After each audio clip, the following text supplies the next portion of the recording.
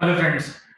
आज हमारी 7th class है और 6th क्लास में फ्रेंड्स मैंने आप लोगों को अक्रूवल कंसेप्ट समझाया था।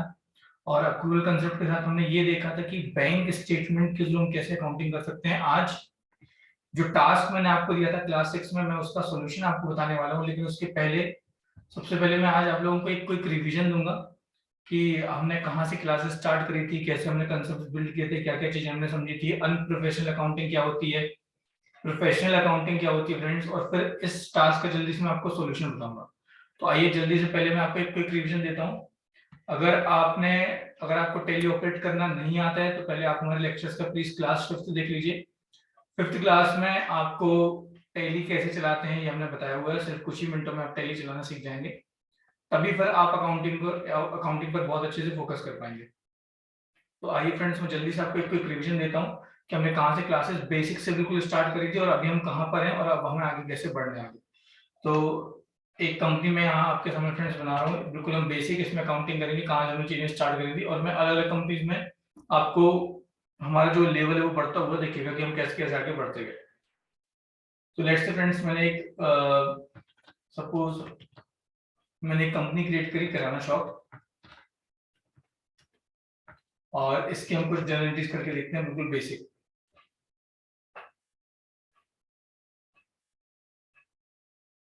क्लास 5th आप लोग जरूर देख लें। अगर आपको टेली ऑपरेट करना नहीं आता है तो उसके बाद ही आप प्लीज क्लास देखिएगा।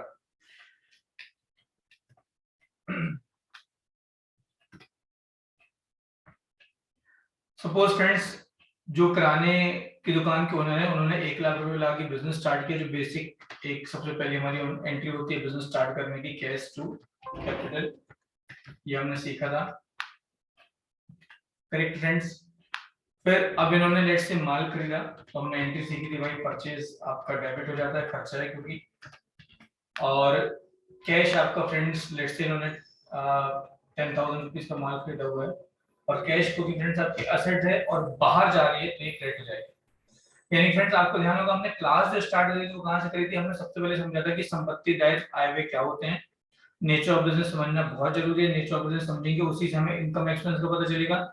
इनकम एक्सपेंस का पता चलेगा तो असेट लायबिलिटी हम बहुत ही इजीली रिकॉग्नाइज कर पाएंगे। जैसे फॉर एग्जांपल, किराने की दुकान में माल खरीदना माल बेचना, तो किराने का जो माल खरीदना बेचना वही इनकम एक्सपेंस है।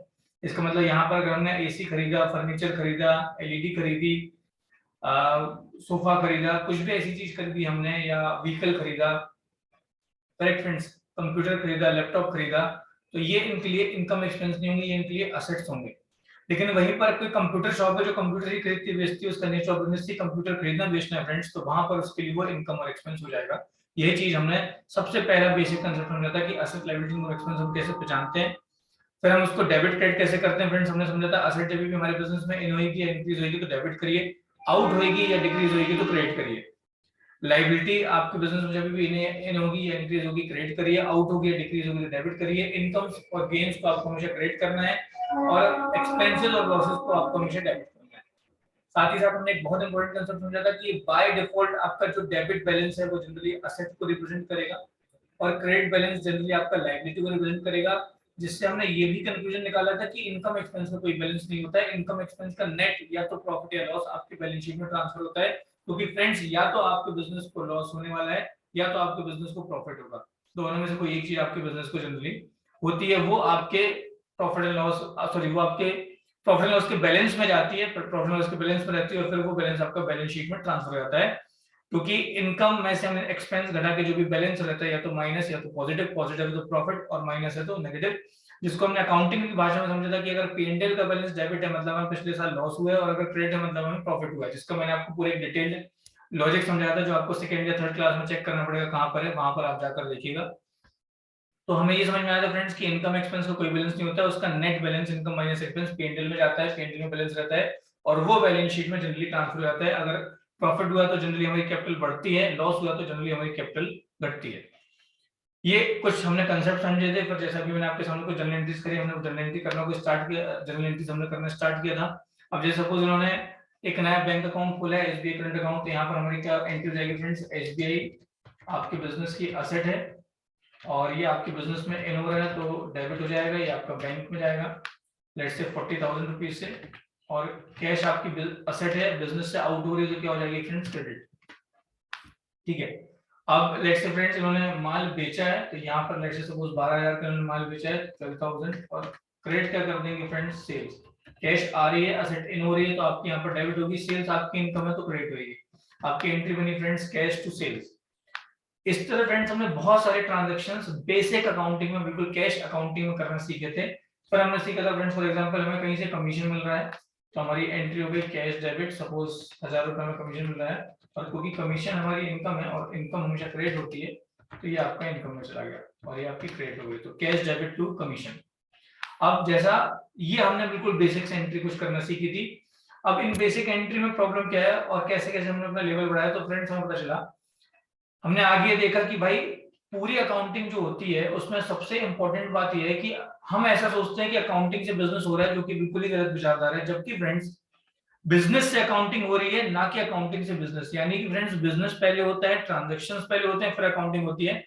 हमारी धारणा ऐसी बन जाती है प्रैक्टिस करते करते या जिंदगी सीखते सीखते कि अकाउंटिंग से बिजनेस हो रहा है, वो बिल्कुल ही गलत है।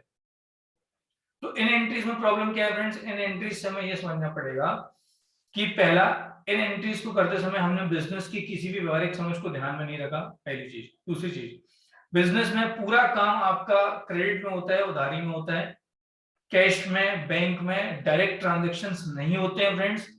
कैश और बैंक ट्रांजैक्शन होने के बाद बिजनेसमैन को बहुत मशक्कत करने के बाद रियलाइज होता है। अभी मैं जो आपको एग्जांपल देने वाला हूं, मैं आपको एक किसी प्रोफेशनल कोई प्रोफेशनल जो एक्सपर्ट होंगे, कोई भी हो सकते हैं, वो डॉक्टर साहब हो सकते हैं, सीए साहब हो सकते हैं, सीएस साहब हो सकते हैं, मैं कोई एक प्रोफेशनल साहब का आपको एक प्रोफेशनल कोई जो पर्सन होंगे, मैं आपको उनका भी अक्रूवल कंसेप्ट में अब एग्जांपल दूंगा कि एक्चुअल में मार्केट में कितना स्ट्रगल करना पड़ता है कैश को रियलाइज करने में या बैंक को रियलाइज करने में, चेक रियलाइज करने में, कैसे कितनी मुश्किल से पैसा आता है और फिर पैसा जाता है। इन कुछ चीजों को हम समझेंगे। तो अभी जो हमने एंट्रीज देखी करी, या जो आप कर रहे हैं, और अगर आप ऐसी एंट्रीज कर रहे हैं और अगर आप लॉजिक्स को नहीं पकड़ रहे हैं, सिर्फ आपने नॉर्मल अकाउंटिंग सीख लिया, तो बड़ी बड़ी दिक्कत हो जाएगी। तो ये आपकी अनप्रोफेशनल अकाउंटिंग हुई। अब प्रोफेशनल अकाउंटिंग में जाना है तो हमें दो चीजें समझना पड़ेगी। पहली, जैसा मैंने आपको बताया फ्रेंड्स कि बिजनेस की व्यवहारिकता को आपको ध्यान में रखना पड़ेगा। क्या बिजनेस में आपके कैश या बैंक में डायरेक्ट ट्रांजैक्शंस नहीं होंगे? करेक्ट। दूसरा, पूरा काम आपका क्रेडिट में जनरली चलता है बिजनेस में। ठीक है, बिजनेस में आपके ट्रांजैक्शंस पहले होते हैं फ्रेंड्स, उसके बाद पैसे का आने जाना होता है। इस चीज को भी हमें समझना पड़ेगा। साथ ही साथ फ्रेंड्स हम ये भी समझेंगे कि एक्सपेंस का इनकर होना और उसकी पेमेंट होना बिल्कुल अलग अलग बात है। इसी तरह इनकम का अर्न होना और उसका रियलाइज होना बिल्कुल अलग अलग बात है, जो हमें अक्रूवल कंसेप्ट अभी सिखाएगा। तो ये तो एक पहली चीज हो गई। दूसरी चीज फ्रेंड्स जो हमें पता होनी चाहिए, वो होना चाहिए फंडामेंटल अकाउंटिंग अजम्पशन जो होता है accrual. Fundamental accounting assumption friends तीन होते हैं आपके, अक्रूवल, गोइंग कंसर्न और कंसिस्टेंसी। अक्रूवल कंसेप्ट जो होता है फ्रेंड्स, वो आपको बताता है कि आपको पैसे के आने जाने का वेट बिल्कुल नहीं करना है। आप अपने दिमाग से बिल्कुल भी निकाल दें कि अकाउंटिंग पैसे के आने जाने के लिए, बैंक में पैसे के आने जाने के लिए, चेक रियलाइज होने के लिए, चेक पे करने के लिए, कैश के आने जाने के लिए हो रही है, ऐसा बिल्कुल भी नहीं है फ्रेंड्स। अकाउंटिंग जो आपकी हो रही है फ्रेंड्स, उसका एकमात्र पर्पस है कि आप किसी कंपनी की, किसी एंटिटी की, किसी प्रोप्राइटर की, किसी पार्टनरशिप फर्म की, किसी एनजीओ की, किसी आर्टिफिशियल पर्सन की एक गिवन डेट पर आप फाइनेंशियल पोजीशन को देख पाए, समझ पाए। ये एकमात्र पर्पस अकाउंटिंग का होता है, जो मात्र और मात्र अक्रूवल कंसेप्ट से ही संभव है। अगर आपने अक्रूवल कंसेप्ट यानी कि टाइम बेसिस का ध्यान नहीं रखा, तो अकाउंटिंग करने का कोई महत्व नहीं रह जाएगा। जो पिक्चर आपको दिखेगी वो बिल्कुल ही गलत दिखना स्टार्ट हो जाएगी प्रॉफिट लॉस और बैलेंस शीट में। तो अक्रूवल कंसेप्ट की सबसे खास बात क्या है फ्रेंड्स की, आपके अंतर बताता है कि कोई चीज का खर्च होना और उसकी पेमेंट होना अलग अलग बात है। किसी इनकम का अर्न होना और उसका रियलाइजेशन होना बिल्कुल अलग बात है। तो ये बेसिकली ये कुछ चीजों को भी हम सीखेंगे अक्रूवल कंसेप्ट। अभी जब मैं आपको प्रैक्टिस करके दिखाऊंगा, एक प्रोफेशनल पर्सन का हम एक एग्जांपल लेंगे, कोई सीए साहब का, कोई सीएस साहब का, या किसी डॉक्टर साहब का, या किसी वकील साहब का हम एग्जांपल लेंगे, और उसमें हम देखेंगे कि वो सर्विस देते जा रहे हैं, देते जा रहे हैं, देते जा रहे हैं। इसका मतलब ये नहीं फ्रेंड्स कि उनको इनकम नहीं हुई, उन्होंने इनकम अर्न कर लिया, रियलाइज नहीं करी अभी। एक्सपेंसेस किए जा रहे हैं, किए जा रहे हैं, किए जा रहे हैं, तो जरूरी नहीं कि सारे एक्सपेंसेस पे कर दिए, एक्सपेंसेस तो हो गए, पेमेंट अभी होना बाकी है। लेकिन फ्रेंड्स इसका मतलब ये नहीं है कि ना ही कैश आ रहा है और जा रहा है तो अकाउंटिंग भी नहीं होगी। यही आपको अक्रूवल कंसेप्ट सिखाता है, समझाता है। अक्रूवल कंसेप्ट क्या बोलता है फ्रेंड्स, कि आपको अकाउंटिंग ऑन द डेट, जिस समय जिस मोमेंट पर ट्रांजैक्शन हुआ, अक्रूवल कंसेप्ट बोलता है कि टाइमिंग बेसिस पर आपको ट्रांजैक्शन को रिकॉर्ड करना है। अगर फाइनेंशियल ईयर 19-20 चल रहा है तो 19-20 के सारे इनकम और सारे एक्सपेंस 19-20 में आएंगे, 20-21 के 20-21 में, 21-22 के 21-22 में, 22-23 के 22-23 में, 23-24 के 23-24 में। इस तरह आपको इन सारी चीजों का जो है वो बहुत अच्छे से ध्यान रखना पड़ेगा अक्रूवल कंसेप्ट में। उसमें भी जो अप्रैल का खर्चा है वो अप्रैल में बुक होना चाहिए, मई का मई में, जून का जून में। हम ऐसा नहीं कर सकते फ्रेंड्स कि हमने टेलीफोन का बिल 7 मई को पे किया या 10 मई को पे किया तो हम उसी समय एंट्री कर दें, ये बिल्कुल गलत है। आपको टेलीफोन का बिल अगर अप्रैल का बिल है तो आपको उसको 30/4 को ड्यू करना पड़ेगा पेमेंट। आप चाहे 1 महीने बात करें, चाहे 1 साल बात करें, चाहे 10 साल बात करें, उससे अकाउंटिंग, उससे अक्रूवल कंसेप्ट का कोई लेना नहीं है। अक्रूवल कंसेप्ट क्या बोल रहा है कि तुम्हें आज ट्रांजैक्शन को रिकॉर्ड करना पड़ेगा, क्योंकि भाई तुम्हारा ऊपर एक दायित्व आ गया है कि तुम्हें किसी को कुछ पे करना है। इसी तरह अगर आपने किसी को सर्विस दिया, कोई माल बेचा उधारी में, तो आपको उसको आज रिकॉर्ड करना पड़ेगा। इससे कोई फर्क नहीं पड़ता कि आपको पैसा कब रियलाइज होएगा। Correct friends? तो ये होता है आपका अक्रूवल कंसेप्ट, जो आपको टाइमिंग बेसिस पर बहुत शानदार तरीके से अकाउंटिंग करना सिखाता है। तो उसी का एग्जांपल देने के लिए हम एक आपको नई कंपनी बना रहे हैं, कोई प्रोफेशनल पर्सन की हम एक कंपनी बनाते हैं फटाक से, और उनका हम जो काम करके देखते हैं। तो लेट्स से फ्रेंड्स मैं एक आपको एक प्रोफेशनल पर्सन का एग्जांपल देता हूं, जैसे लेट्स से कंसल्टेंट। तो लेट्स से कोई कंसल्टेंट साहब है और ये जनरली लोगों को अकाउंटिंग का, जीएसटी का, इनकम टैक्स का कंसल्टेंसी देते हैं और लोगों से ये उसकी फीस लेते हैं। और इनकी बहुत बड़ी अकाउंटिंग फर्म है, तो इन्होंने काफी लोगों को सैलरी पर बेसिस पर भी रखा हुआ है, इनके बहुत सारे खर्चे भी हैं। अब हम इनकी बिल्कुल व्यवहारिक चीजों को देखते हुए जरा अकाउंटिंग करते हैं और देखते हैं कि इनके पास हम देखेंगे कि पैसा बहुत बहुत लंबे ड्यूरेशन में आ रहा है। हालांकि जा तो बहुत जल्दी रहा है, लेकिन आ बहुत लंबे ड्यूरेशन में रहा है। तो फिर अकाउंटिंग कैसे होती है, क्या चीजें हमें ध्यान रखना है, इस चीज को हम जरा ये करके देखते हैं। एग्जैक्ट प्रैक्टिकल अकाउंटिंग जो आपको मार्केट में करना होती है, जिससे आप मार्केट में ग्रो करते हो। तो सबसे पहले तो फ्रेंड्स हम ये मान लेते हैं, जो मैंने आपको एक ओपनिंग बैलेंस का कंसेप्ट बताया था कि ओपनिंग बैलेंस का क्या मतलब होता है। ओपनिंग बैलेंस होने का मतलब ये फ्रेंड्स कि हमारा पुराना बिजनेस है, कम से कम 1 साल पुराना, 1 महीने पुराना हमारा बिजनेस है, तभी हमारे पास ओपनिंग बैलेंस आया है। तो ओपनिंग बैलेंस, लेट्स से हम इनकी एक ओपनिंग बैलेंस शीट बनाते हैं। ओपनिंग बैलेंसेस कहां से लेते हैं वो आपको, जैसे मैंने आपको बोला कि आपको टैली की जो हमारी क्लास है, 5th क्लास, उसको एक बार आप देख लें, उसके बाद इस लेक्चर को आप देखेंगे तो आपको समझ में आएगा कि टैली में कहां से क्या हो रहा है। क्योंकि ये क्लास का फोकस जो है वो है आपको इंटरनेशनल लेवल पर प्रोफेशनल अकाउंटिंग का बहुत शानदार नॉलेज ट्रांसफर करना इस क्लास का पर्पस है। तो अगर फ्रेंड्स हमें ओपनिंग लेना है तो यहाँ से हम फटाफट ओपनिंग ले लेते हैं। लेट्स से मैं मान के चल रहा हूँ कि इनके पास सपोज 80,000 रुपीज कैश था ओपनिंग, और कैपिटल की जो ओपनिंग थी फ्रेंड्स वो थी लेट्स से 5 लाख रुपीज। आपकी ओपनिंग बैलेंस शीट मैच करना चाहिए फ्रेंड्स। इनके पास फ्रेंड्स एसबीआई करंट अकाउंट है, लेट्स से फ्रेंड्स उसमें पड़े हुए हैं आपके around 4 lakh rupees. Correct friends? और इनके पास कुछ डेटर्स हैं जिनसे इनको पैसे लेने हैं। लेट्स से कोई कुछ सन्डी डेटर्स हैं जिनसे इनको पैसे लेना है। लेट्स से एक ही कोई सन्डी डेटर है जिनसे इनको 20,000 रुपए लेने हैं। Correct friends? तो लेट अस से कि इनके पास इतनी ही ओपनिंग बैलेंस शीट में चीजें हैं, एक कैपिटल है, बैंक अकाउंट है, कैश अकाउंट है, और किसी व्यक्ति से कुछ पैसा लेना वो दिख रहा है। आप देख सकते हैं यहाँ पे आपकी ओपनिंग बैलेंस शीट जो है फ्रेंड्स वो आपके यहाँ पर मैच कर गई है। अब हम जो ट्रांजैक्शंस हैं वो हम कर सकते हैं। आप और इमेजिनेशन करके और बड़ी ओपनिंग बैलेंस शीट बना सकते हैं कि इनके पास शेयर्स भी हैं, टेबल्स भी हैं, खुद की बिल्डिंग भी है, लैंड भी है, फर्नीचर भी है। तो अकॉर्डिंगली आपको चीजों को फिर मॉडिफाई करना पड़ेगा। अभी हमने एक बहुत सिंपल सी ओपनिंग बैलेंस शीट बनाई है। अब हम ट्रांजैक्शन को स्टार्ट करना करते हैं। आइए देखिए फ्रेंड्स कैसे ट्रांजैक्शन होते हैं। सबसे पहले आपको ये समझना पड़ेगा फ्रेंड्स कि बिजनेस की साइकिल के हिसाब से जो 30 दिन किसी भी बिजनेसमैन का ऑब्जेक्टिव होता है वो होता है कि 30 दिन हमें मैक्सिमम सर्विसेज अपने लोगों को तक देना है, या मैक्सिमम गुड्स हमें का अच्छे से अच्छे मार्जिन में सेल करना है, और कम से कम मार्जिन में हमें खरीदना है, या कम से कम मार्जिन में हमें उस सर्विस को प्रोक्योर करना है, और ज्यादा से ज्यादा मार्जिन में हमें उस सर्विस को देना है या गुड्स को सेल करना है। 1 से 30 तारीख तक हर बिजनेसमैन का ये टारगेट होता है। अगले महीने की 1 से 10 तारीख तक फ्रेंड्स हम जनरली पैसे को रियलाइज करते हैं और फिर पे करते हैं। हालांकि जब मैं आपको आगे और प्रोफेशनल अकाउंटिंग कंसेप्ट में लेके जाऊंगा तो आपको पता चलेगा कि वहां पे हमें बैंक की सीसी लिमिट, ओडी लिमिट का भी यूज करना पड़ता है अपने बिजनेस को रन करने के लिए। उसके तहत भी हमें फिर क्या क्या सावधानियां प्रोफेशनल अकाउंटिंग को करते समय रखनी पड़ेंगी, वो भी हम आगे वाली आने वाली क्लासेस में देखेंगे।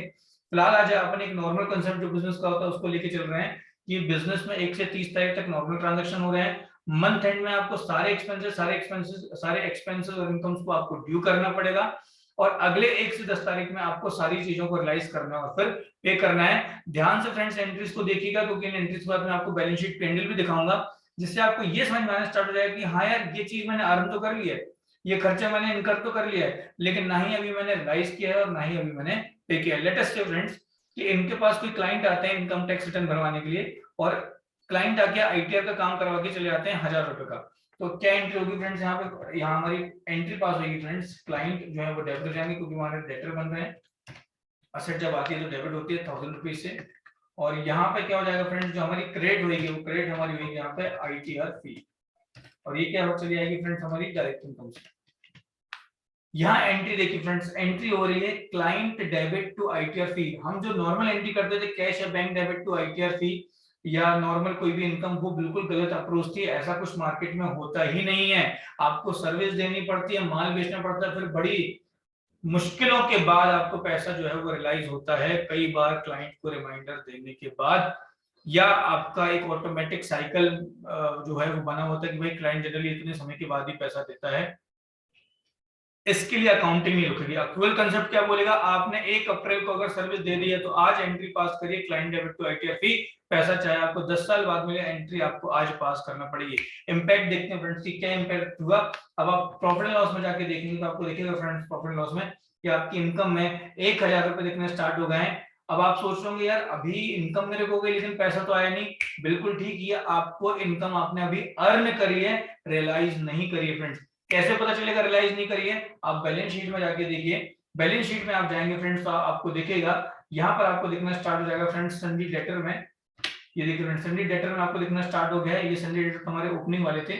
ये जो अभी हमने ट्रांजेक्शन किया क्लाइंट से हमें जो 1000 रुपए लेना है, ये आपको दिखना स्टार्ट हो गया है, जो इंडिकेट कर रहा है कि आपने अभी जो इनकम के लिए जो आपने सर्विस दी है वो आपने अभी इनकम अर्न करी है, अभी आपने रियलाइज नहीं करी।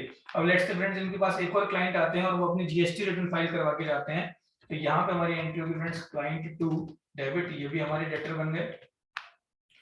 लेट अस से कि इनको इनसे 5000 रुपए लेना है और यहाँ पे आपकी जो इनकम का नाम है वो है जीएसटी रिटर्न, जीएसटी रिटर्न फी, और ये भी आपकी क्या बनेगी फ्रेंड्स डायरेक्ट इनकम। यहां पर भी क्या एंट्री होगी फ्रेंड्स हमारी, यहाँ पे एंट्री देख रहे हैं client to debit to GST return fee, यानी कि यहां पर भी मैंने सर्विस दे दी है। आप प्रॉफिट एंड लॉस में जाके देखिए, अब आपकी जो इनकम है फ्रेंड्स वो 6000 रुपए हो गई, 6000 रुपीज आप देख सकते हैं टोटल में आपको दिख रहा है। 6000 रुपए जो आपकी इनकम है वो यहाँ पर हो चुकी है।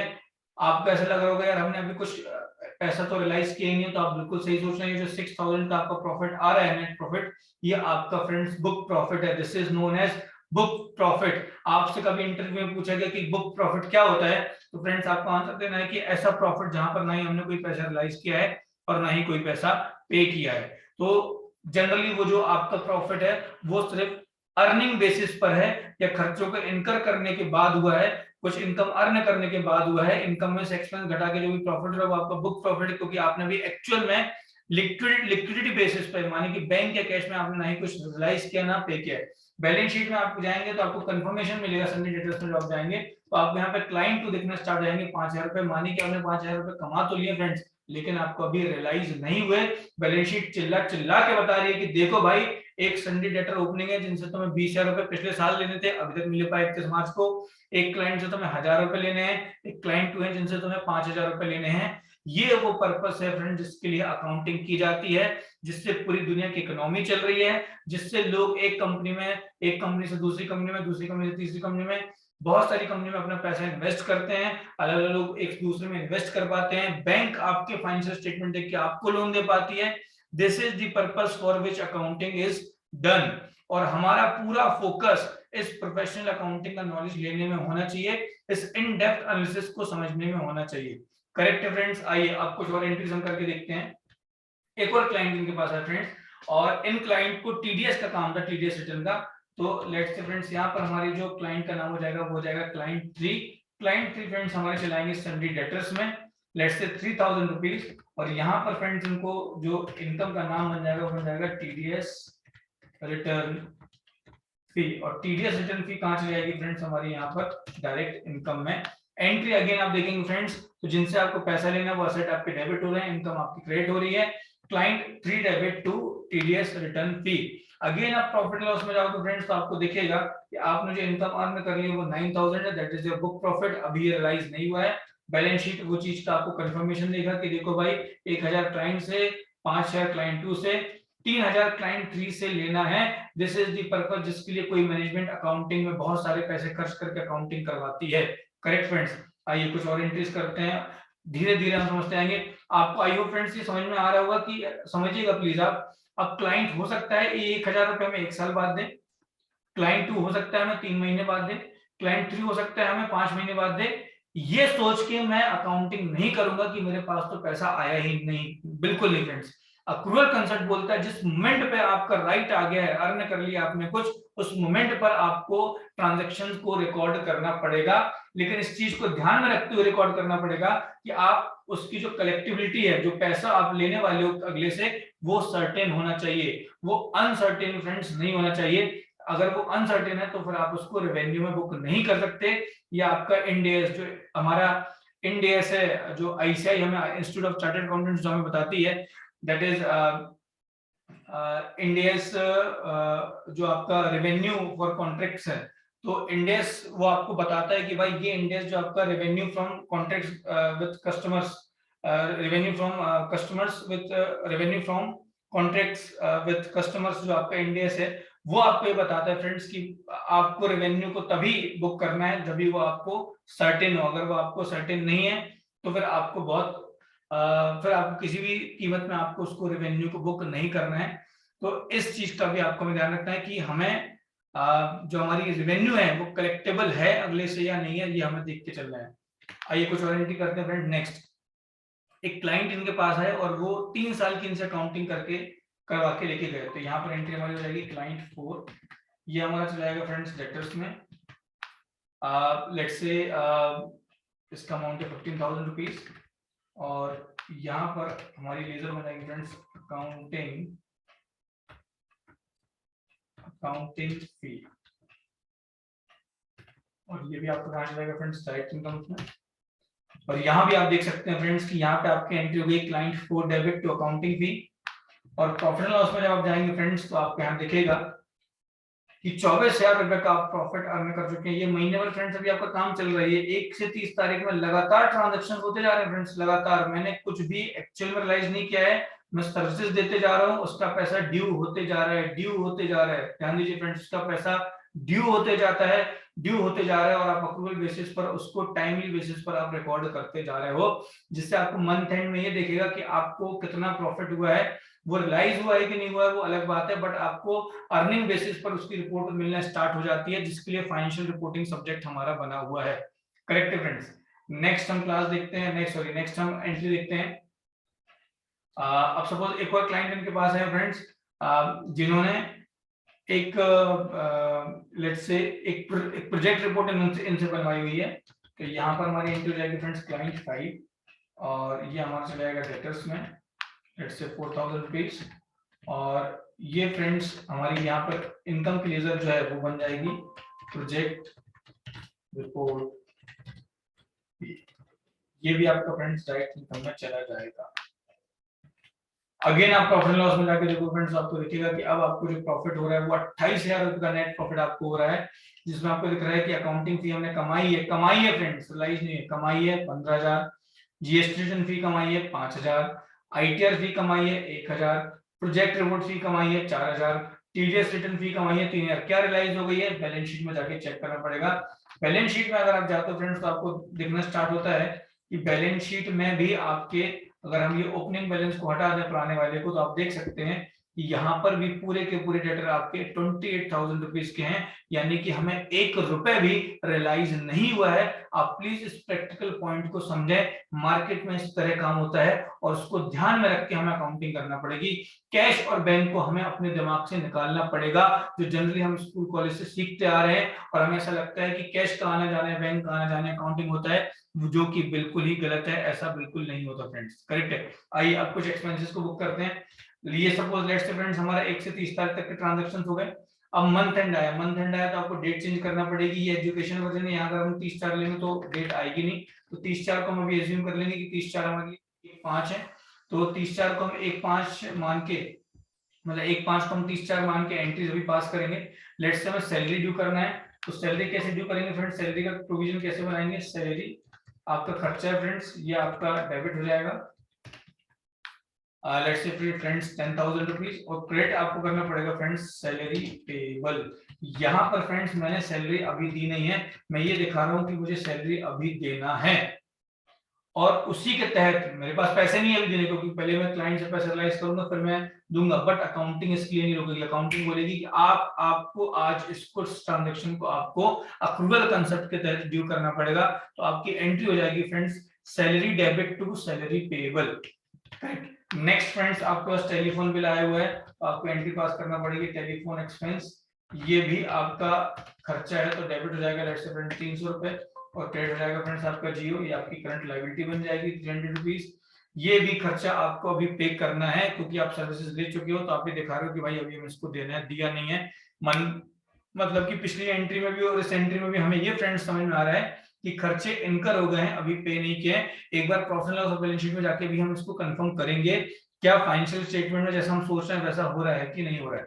Next entry friends, let's say for example आपको इलेक्ट्रिसिटी का बिल आया हुआ है, तो इलेक्ट्रिसिटी एक्सपेंस कैसे 1,000 रुपीज, ये भी आपका एक्सपेंस फ्रेंड्स, तो डेबिट हो जाएगा, और क्रेडिट हो जाएगा फ्रेंड्स आपका इलेक्ट्रिसिटी एक्सपेंस पेबल, ये आपका फ्रेंड्स चला जाएगा लायबिलिटीज में। यहाँ भी आप देख सकते हैं फ्रेंड्स कि यहाँ भी हमने खर्चा इनकर तो कर लिया है लेकिन अभी पे नहीं किया है, तो जैसे ही हमने इनकर किया अक्रूवल कंसेप्ट के तहत हमें उसको तुरंत रिकॉर्ड करना पड़ेगा। तो इतने सारे ट्रांजैक्शंस को करने के बाद फ्रेंड अब हम जब प्रॉफिट एंड लॉस में जाते हैं तो आप जाके देखिए यहाँ पे जो आपको प्रॉफिट हो रहा है फ्रेंड्स, वो आपको जो प्रॉफिट हो रहा है, वो प्रॉफिट जो आपको हो रहा है फ्रेंड्स, वो है आपको 16,700। ये जो आपका प्रॉफिट है फ्रेंड्स, ये आपका प्रॉफिट है, बुक प्रॉफिट, ना ही अभी आपने कोई इनकम रियलाइज करी है, अर्न करी, रियलाइज नहीं करी है। उसी तरह खर्चे भी आपने इनकर तो कर लिए हैं लेकिन अभी आपने पे नहीं किए हैं, करेक्ट फ्रेंड्स। अब इसको आप बैलेंस शीट में जाके देख सकते हैं, तो हम डेटर्स में ऑलरेडी कंफर्म कर चुके हैं 28,000 रुपए जो हमारे पास हैं। अगर हम ओपनिंग को हटा दें तो 28,000 ये देखिए जो क्लियरली दिख रहा है कि जो हमने इनकम कमाई है उसमें से अभी कुछ भी रियलाइज नहीं हुआ है। इसी तरह आप लायबिलिटी में देखेंगे तो जो 1,300 रुपए, जो 11,300 रुपए के जो खर्चे आपको दिख रहे हैं, तो वो 11,300 की फ्रेंड्स, 11,300 10,000 और 1,300, 11,300 फ्रेंड्स जो आपको खर्चे दिख रहे हैं यहाँ पे, वो सारे खर्चे पूरे आप देखेंगे उसी अमाउंट की लायबिलिटी भी आपको यहाँ पर दिख रही है, मतलब आपने अभी कुछ भी पे नहीं किया है, सिर्फ आपने खर्चों को इनकर किया, अभी आपने पे नहीं किया है। अब नेक्स्ट मंथ जब जैसे जैसे आपके पास पैसा आएगा तो आप इन खर्चों की पेमेंट भी करते जाएंगे। हालांकि जैसे मैंने आपको बोला कि आप और प्रोफेशनल अकाउंटिंग और इनडेप्थ कंसेप्ट में आप जाएंगे और बिजनेस की वैल्यू तक आप देख पाएंगे अगली आने वाली क्लासेस में, तो आपको पता चलेगा कि हम वहां पर सीसीओडी लिमिट से कैसे पहले पेमेंट कर देते हैं, फिर बाद में हम करेक्शन करते हैं और फिर बैंक को हम इंटरेस्ट पे कर देते हैं उसके प्रिंसिपल अमाउंट के साथ, तो वहां पर कैसे बिजनेस रन होता है वो भी हम आगे चल के देखेंगे, करेक्ट। फिलहाल तो अभी हम नॉर्मल एक सिनेरियो में इस एंट्रीज को, इस बिजनेस की व्यवहारिकता को हम समझ रहे हैं। अब लेट्स से फ्रेंड्स एक आध एक्सपेंस हम और देख लेते हैं जो इनको होता है कंसल्टेंट आपको। Let's say for example petrol, तो पेट्रोल का इनका खर्चा हो गया let's say for example, again friends direct expense, suppose महीने भर में इनको लेट्स से 1,700 रुपए का 1,500 रुपए का पेट्रोल लगा। और यहाँ पर फ्रेंड्स ध्यान रखिए, आपको कॉमन सेंस साथ में रखना है कि यहाँ पर जो एंट्री है उसको आपको अक्रूवल बेसिस पर ड्यू मत कर दीजिएगा। ये आपको ध्यान रखना है कि पेट्रोल इनको इंस्टेंट भराना पड़ेगा, तुरंत पैसा देना पड़ेगा। तो यहाँ इन्होंने एंट्री पास करी है पेट्रोल टू कैश, करेक्ट है। महीने भर में इन्होंने अगर 1,500 कैश भराया है, तो अब आप प्रॉफिट एंड लॉस में जाके देखेंगे तो जो आपका खर्चा है फ्रेंड्स वो आपको दिखना स्टार्ट हो जाएगा कुछ आई थिंक 12,800 के आसपास का कुछ खर्चा आपको दिखना है, यहाँ पे स्टार्ट हो जाएगा 11,500 ये और 1,300 रुपए ये। तो इस चीज को भी फ्रेंड्स आपको ध्यान रखना है कि यहाँ पे आपका जो 1,500 रुपए का खर्चा है वो एक्चुअल में हो चुका है, कैश में हो गया है, वो इनकर भी हो गया और पे भी हो गया, बाकी खर्चे भी सिर्फ इनकर हुए, पे नहीं हुए। कैसे कंफर्मेशन मिलेगा? आप चाहे तो बैलेंस शीट में जाकर देख लें, आपको सिर्फ 11,300 की लायबिलिटी दिखेगी, 1,500 रुपए की आपको कोई लायबिलिटी नहीं दिखेगी, क्योंकि वो ऑलरेडी आप पे कर चुके हैं इनकर करने के बाद। माने जब आपने इनकर किया था तभी आपने उसको पे भी कर दिया। करेक्ट है फ्रेंड्स? आइए कुछ और एंट्रीज हम इसमें देखते हैं फटाक से। लेट अस से स्टेशनरी एक्सपेंस, ये भी आपका हो गया फ्रेंड। लेट अस से इनडायरेक्ट एक्सपेंस 1,000 रुपीज, और यहाँ पे क्रेडिट हो जाएगा फ्रेंड्स स्टेशनरी शॉप, जिनको हमें पे करना है, ये हमारी बन जाएंगी करंट लायबिलिटी। और यहाँ पर आप जब आके देखेंगे फ्रेंड्स, आप प्रॉफिट एंड लॉस में आके तो आपको दिखना स्टार्ट होगा कि आपका ओवरऑल जो खर्चा है वो हो गया है 11,500, 12,500, 13,500, 13,800 कुछ आपका जो खर्चा है वो हो गया है, जिसमें आपको 1,500 रुपए आपने एक्चुअल में पे किया, बाकी खर्चे आपने सिर्फ अभी इनकर किए हैं, पे नहीं किए हैं। आइए कुछ और खर्चे हम व्यू करके देखते हैं। लेट अस से फॉर एग्जांपल डेप्रिसिएशन, नहीं डेप्रिसिएशन नहीं, क्योंकि हमने कोई ओपनिंग में एसेट नहीं ली थी, तो कोई और खर्चा हम करके देखते हैं। क्लीनिंग एक्सपेंस, तो सपोज फ्रेंड्स क्लीनिंग एक्सपेंस ये हमारा महीने भर में हुआ है, और ये भी हमारा इनडायरेक्ट एक्सपेंस है, लेट्स से 200 रुपीज, और लेट्स से अभी हमें पे करना है, हमने इसको पे नहीं किया है, तो यहाँ पर रहेगा फ्रेंड्स हमारा जो भी जिनको भी हमें पे करना है, तो क्लीनिंग एक्सपेंस पेबल, ये आपका फ्रेंड्स कायम चलाएगा, ये आपका करंट लायबिलिटीज में चला जाएगा। आप प्रॉफिट लॉस में जाके देखेंगे तो आपके जो खर्चे हैं वो अब अपडेटेड होके दिखना आपको स्टार्ट हो गए हैं। इसमें मात्र 1,500 रुपए का खर्चा ऐसा है जिसको हमने इनकर भी किया और पे भी कर दिया, बाकी सारे खर्चे हमने इनकर किए, अभी कुछ भी पे नहीं किया है। इनकम भी हमने अभी अर्न करी है, रियलाइज नहीं करी है।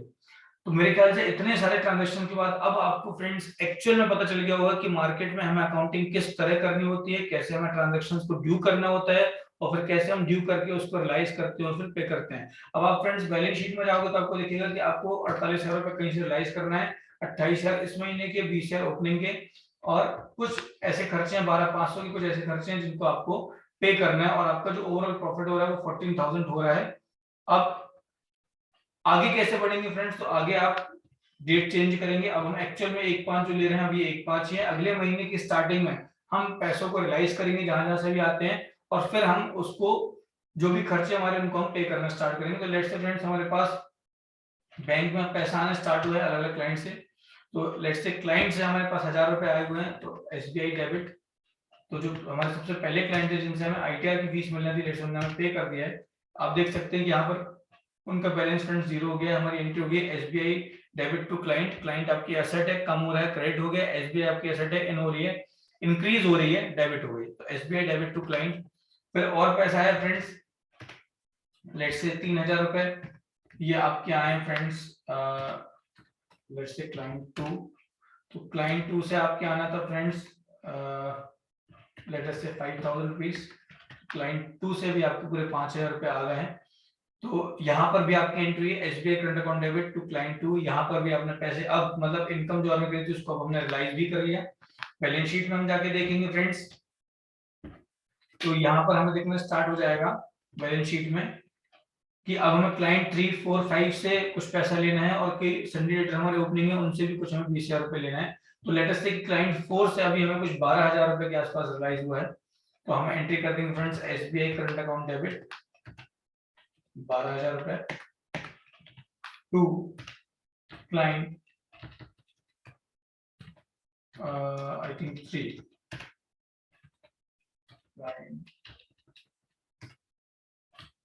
नहीं सॉरी क्लाइंट 3, राइट,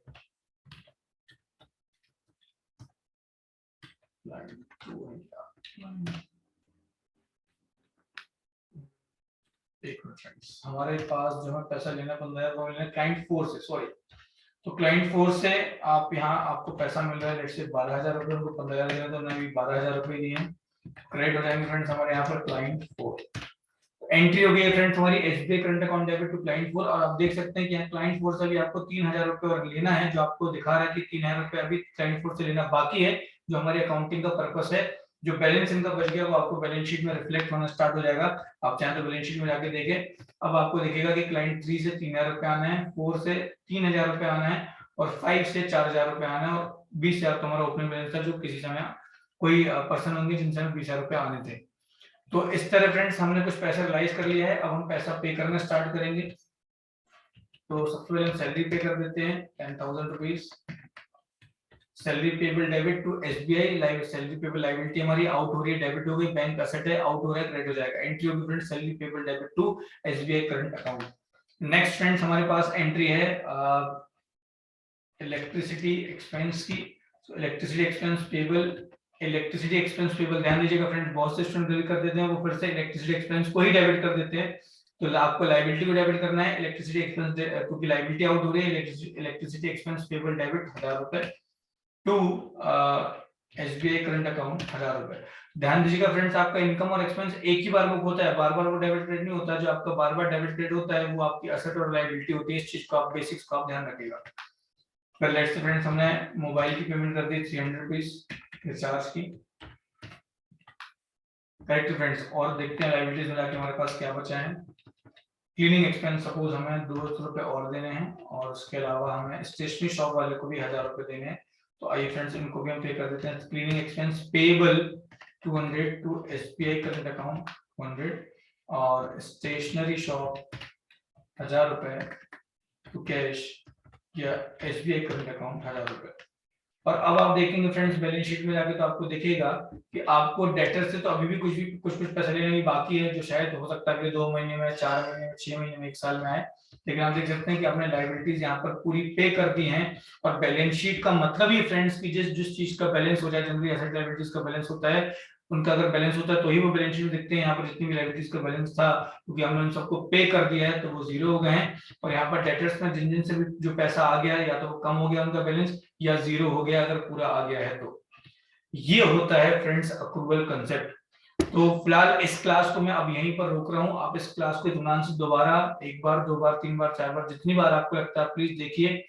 जो एनालिसिस, जो अकाउंटिंग, प्रोफेशनल अकाउंटिंग का जो एनालिसिस मैंने आपके साथ शेयर किया है, उसको आप ध्यान से समझें, देखें एक बार खुद से इन एंट्रीज को अपने सॉफ्टवेयर पे करके देखें, टैली पे करके देखें, आपको बन रहा है नहीं बन रहा है, आप इस तरह लॉजिकली, प्रैक्टिकली, बिजनेस की व्यवहारिकता के साथ चीजों को सोच पा रहे हैं, नहीं सोच पा रहे हैं। अगली क्लास में फ्रेंड्स मैं आपको जरूर, जो मैंने आपको क्लास 6 में एक टेस्ट दिया था बैंक स्टेटमेंट वाला, वो मैं आपको फिर करके बताता हूँ। ठीक है, थैंक यू फ्रेंड्स।